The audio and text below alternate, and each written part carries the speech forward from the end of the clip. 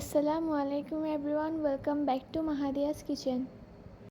অনেকদিন পর আপনাদের জন্য একটি অসাধারণ রেসিপি নিয়ে আসলাম। প্রথমত আমরা দিয়ে দিব 1 চামচ ঘি, দিয়ে দিব তেজপাতা, দারচিনি এবং এলাচ। এরপর আমরা এগুলোকে ভেজে নিব। এখন দিয়ে দিব বাদাম এবং কিশমিশ এবং ভালোভাবে ভেজে নিব। এখন দিয়ে দিব আগে থেকে ধুয়ে এবং সিদ্ধ করে রাখা গাজর এবং পেঁপে। এখন ভালোভাবে মিশিয়ে নিব। দিয়ে দিব 1 চিমটি পরিমাণ লবণ।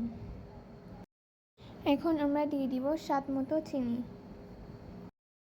এখন আমরা দিয়ে দিব 1/2 লিটার পরিমাণ তরল দুধ।